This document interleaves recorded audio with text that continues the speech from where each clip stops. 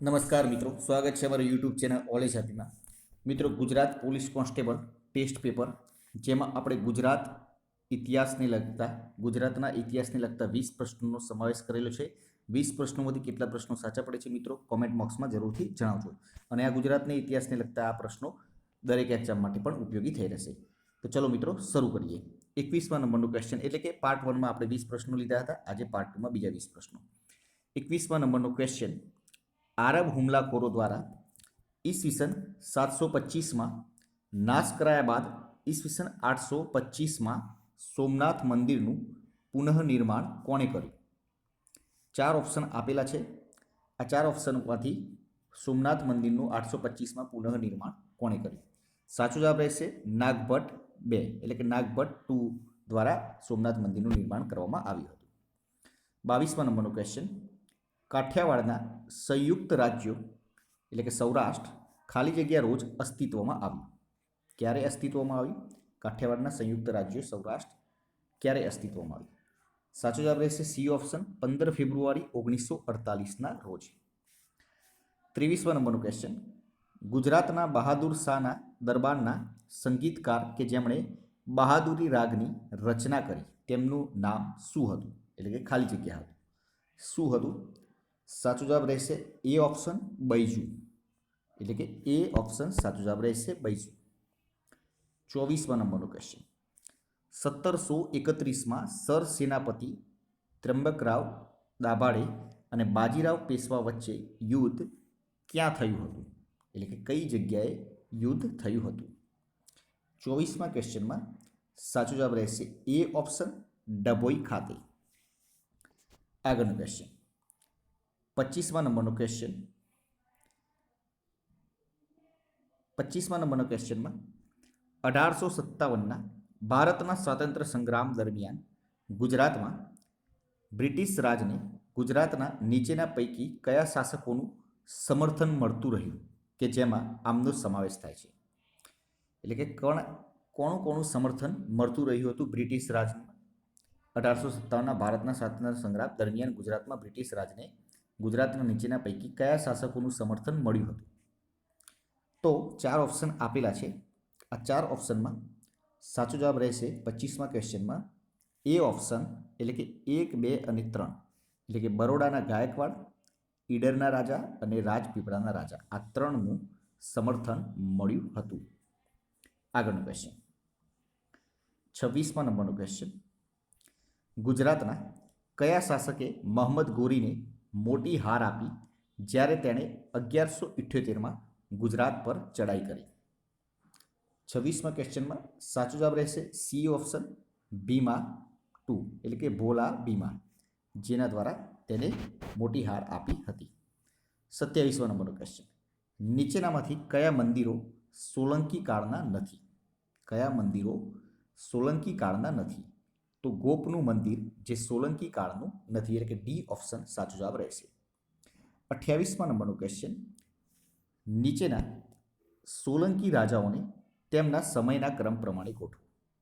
આ સોલંકી રાજાઓ છે, તેમના સમયના ક્રમ પ્રમાણે ગોઠવવાના છે. 4 ઓપ્શનમાંથી સાચો જવાબ રહેશે 28મા ક્વેશ્ચનમાં બી ઓપ્શન, એટલે કે પહેલા દુર્લભ રાજ આવશે, પછી ભીમદેવ, પછી સિદ્ધરાજ અને લાસ્ટ કુમારપાળ. આ એમના સમય પ્રમાણે ગોઠવાયેલા છે, એટલે કે બી ઓપ્શન સાચો જવાબ રહેશે. 29મા નંબરનો ક્વેશ્ચન, ગુજરાતના નીચેના પૈકી કયા સુલતાને માળવા જીત્યું? તો કોણે માળવા જીત્યું હતું? 29મા ક્વેશ્ચનમાં સી ઓપ્શન, બહાદુર શાહે. 30મા નંબરનો ક્વેશ્ચન, ગુજરાતના કયા રાજાએ 12મી સદીમાં દારૂના ઉત્પાદન અને વેચાણની તેના રાજ્યમાં મનાઈ ફરમાવી હતી? કોને મનાઈ ફરમાવી હતી? 30મા ક્વેશ્ચનમાં સાચો જવાબ રહેશે સી ઓપ્શન, કુમારપાળે. ભાવનગર દરબાર સેવિંગ બેંકની સ્થાપના કોણે કરી? ભાવનગર દરબાર સેવિંગ બેંકની સ્થાપના કોણે કરી? સાચો જવાબ રહેશે સી ઓપ્શન, ભાવસિંહજી 2. ભાવસિંહજી 2એ જેની સ્થાપના કરી હતી. 32મા નંબરનો ક્વેશ્ચન, એ નગર શેઠ કે જેમણે ઈસવીસન 1725માં અમદાવાદ શહેરને મરાઠાઓ દ્વારા લૂંટાતું બચાવવા માટે પોતાના અંગત ભંડોળમાંથી ખંડણી આપી? કોણે આપી હતી? 32મા ક્વેશ્ચનમાં સાચો જવાબ રહેશે સી ઓપ્શન શેઠ ખુશાલ ચંદે. 33મા નંબરનો ક્વેશ્ચન, પારસી સમાજની સેવા કરવા માટે અંગ્રેજ દ્વારા ખાન બહાદુર મેડલ દ્વારા પુરસ્કૃત થનાર જાણીતા અમદાવાદના પારસી ઉદ્યોગપતિનું નામ જણાવો. કોણ હતું? 33મા ક્વેશ્ચનમાં સાચો જવાબ રહેશે એ ઓપ્શન શેઠ નવરોજી પેસ્તનજી વકીલ.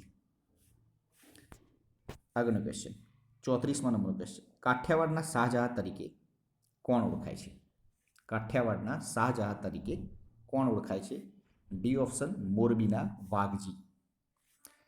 35મો, ગુપ્ત વંશના કયા સમ્રાટે સૌરાષ્ટ્ર જીત્યું?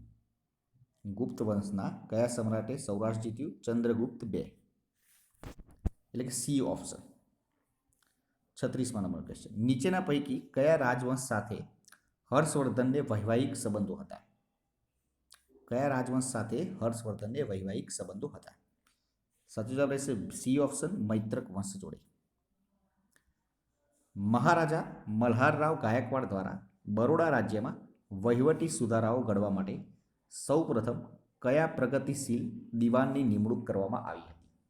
કોની નિમણૂક કરવામાં આવી હતી? બી ઓપ્શન દાદાભાઈ નવરોજી. 38મા નંબરનો ક્વેશ્ચન, માનવ ધર્મ સભાની સ્થાપના કોણે કરી? માનવ ધર્મ સભાની સ્થાપના દુર્ગારામ મહેતા દ્વારા કરવામાં આવી હતી.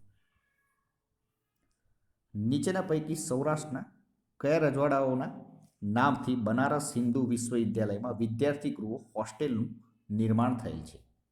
કયા રજવાડાઓના નામથી? 39મા ક્વેશ્ચનમાં સાચો જવાબ રહેશે એ ઓપ્શન મોરબી, તો મોબી અને લીમડી. 40મા નંબરનો ક્વેશ્ચન, ભૂચર મોરીના યુદ્ધ 1591 વખતે અકબરનો ગુજરાતનો સેનાપતિ કોણ હતો? ભૂચર મોરીના યુદ્ધ 1591 વખતે અકબરનો ગુજરાતનો સેનાપતિ કોણ હતો? B option Mirza Aziz Koka. તો મિત્રો આ હતા આપણા આજના 20 પ્રશ્નો. કેટલા સાચા પડ્યા કોમેન્ટ બોક્સમાં જરૂરથી જણાવજો. વિડીયો પસંદ આવે તો લાઇક કરજો, પોતાના મિત્રો જોડે શેર કરજો, ચેનલને સબસ્ક્રાઇબ કરવું ના ભૂલતા, જેથી કરીને આવનાર દરેક વિડીયોની નોટિફિકેશન આપને સૌપ્રથમ મળી રહે અને આપની તૈયારીમાં વધારો થઈ શકે. કાલે ફરીથી નવા વિડીયો સાથે મળીશું. જય હિન્દ, જય ભારત.